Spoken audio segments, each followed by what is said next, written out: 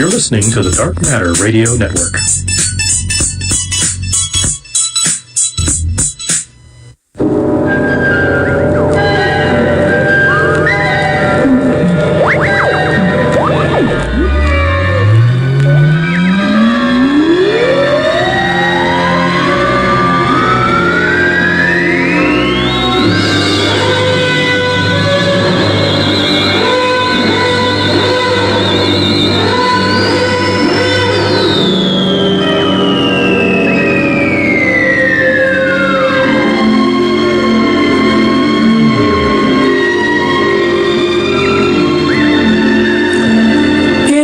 Everyone, and welcome once again to the other side of midnight.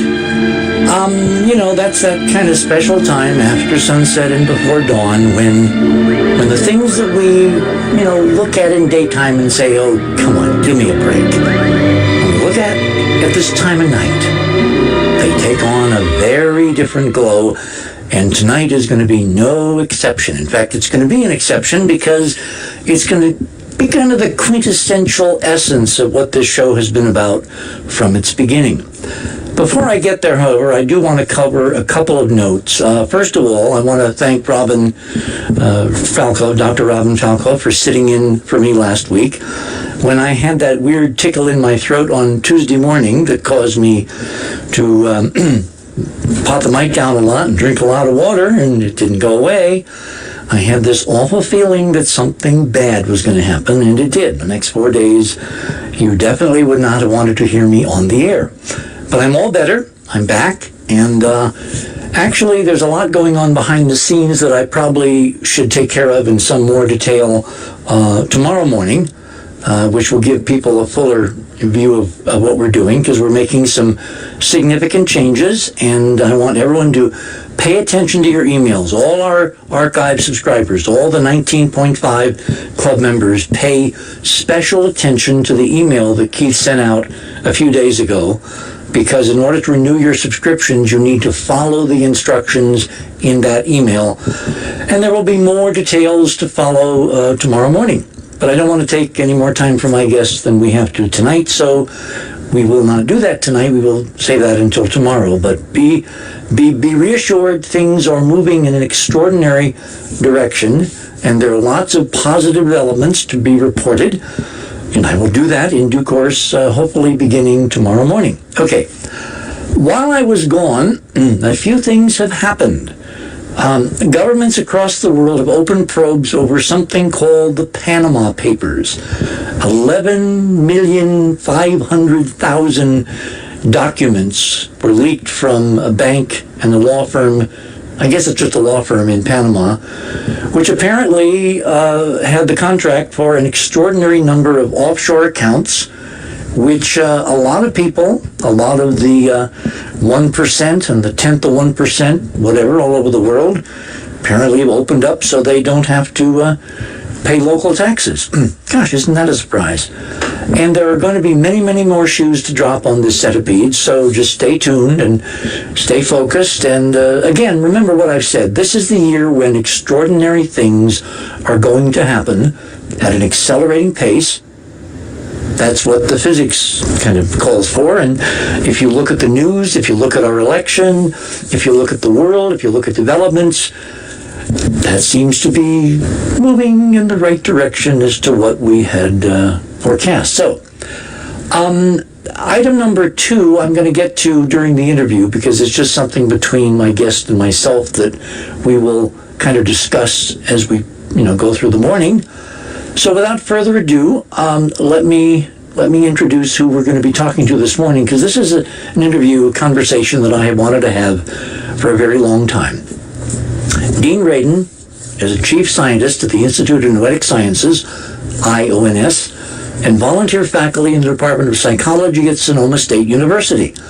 His original career track as a concert violinist shifted into science after earning a BSEE degree in electrical engineering, magna cum laude with honors in physics from the University of Massachusetts in Amherst. Oh my God, just up the street from where I used to live. And then an MS in electrical engineering and a PhD in psychology from the University of Illinois at Urbana-Champaign. For a decade, he worked on advanced telecommunications R&D at AT&T and GTE Labs, and for over 2 decades, he's been engaged in frontiers research on the nature of consciousness.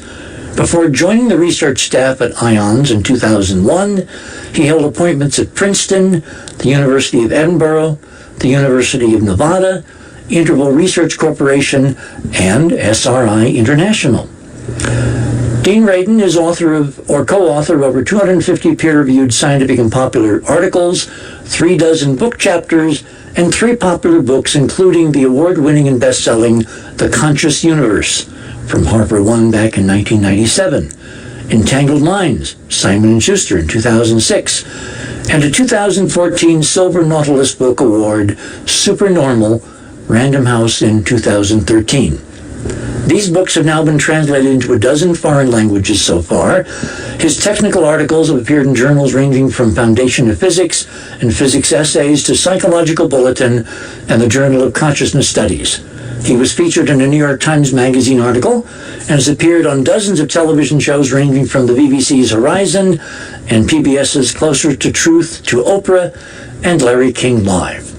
He has given over 350 interviews, that's 351 as of tonight, and talks, and includes an invited presentation at Harvard, Stanford, Cambridge, Princeton, and the Sorbonne for industries including Google and Johnson & Johnson, and for various U.S. government organizations including the U.S. Navy and DARPA. Dean has spent, from 2010, about a month lecturing in India as the National Visiting Professor of the Indian Council of Philosophical Research, a program within the Indian government's Ministry of Human Resource Development. And in 2013 and 14, he gave invited lectures to Kuala Lumpur at the International Center for Leadership and Governance, an organization supported by the Central Bank of Malaysia. In 2015, he spoke at the Australian Leadership Retreat, a confidential program of briefings and discussions for Australian government, business, education, and military leaders. Dean Radin, welcome to the other side of midnight.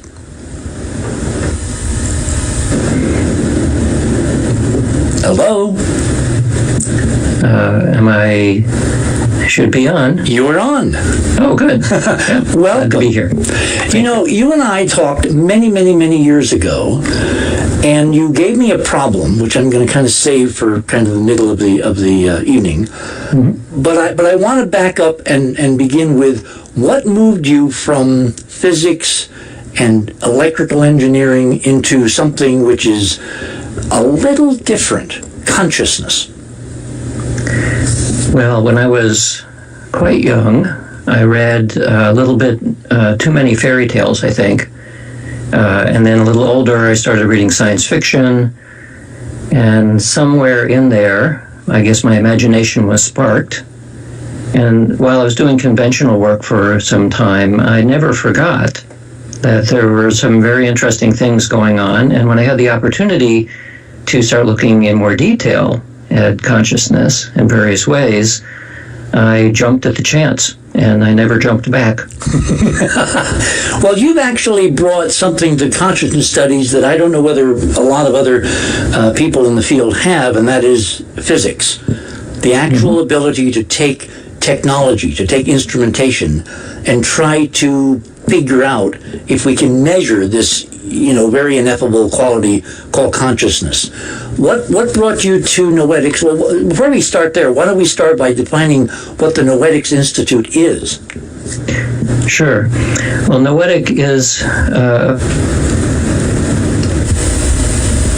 the word nous, N-O-U-S, and it doesn't have an exact translation into English, but roughly it means inner knowing or intuition. And the word was selected by our founder, Edgar Mitchell, the Apollo 14 astronaut who passed away recently, as a result of an experience that he had in space, coming back from the moon to the Earth, where he had what he didn't know what name it had at the time, but it was basically a mystical experience where upon looking at the Earth from space, and at that time, you may remember, there were very few pictures of the full Earth from space. He looked at the Earth and felt that everything about humanity's history, about people that you've known, our future, is all on that one little blue dot. And that sparked an experience where he felt a kind of unity with all humanity, which expanded very quickly into unity with the entire universe. And this wasn't an intellectual feeling, it was a palpable, full-blown mystical union with the entire universe, which can't really be explained very well, which is why the mystics always say that this is an ineffable experience. But he was so startled by this experience in the middle of space that when he came back to the Earth, he decided that since his career to that point had relied on technology and science, to use the tools of science to figure out what in the world that kind of mystical experience is all about. So that was the formation of our institute, and for the past 40-some years, that's exactly what we've been doing. Oh my God, it's been 40-some years. I remember meeting Ed when I was at the Cape with a very famous Russian poet, Yevtushenko, and we kind of palled around together, well, a bunch of us, and you know, that side of Dr. Mitchell, even at that time, was very evident, because he was talking different than an engineer. He had obviously this interesting epiphany halfway between the Earth and the Moon, and when he got back to Earth, he set up the Institute. When did you guys get together? Well, the Institute started in 1973. It was around 1979 or 1980 that I had learned about the Institute, and I was at Bell Labs at the time, and I thought this was just great. Their mission was very simple. It was to explore the frontiers of consciousness. So I thought that's a good mission. So I became a member at that time, and I didn't really care exactly what they were doing. I just liked the idea that there was somebody somewhere that was seriously looking into the frontiers of consciousness. And an opportunity came in 2001 when I was working in Silicon Valley. An opening basically was created for me to create a laboratory at the Institute to do in-house research. And as I've done throughout my career, when an opportunity like that arises, you take it. So since 2001, I've been at IONS. A very providential year, according to an old friend of mine, Arthur Clarke. Okay, so he gave you this kind of broad mission, explore consciousness. How, as a physicist, as a scientist trained in the hard sciences, how did you even begin to imagine you could explore something that's so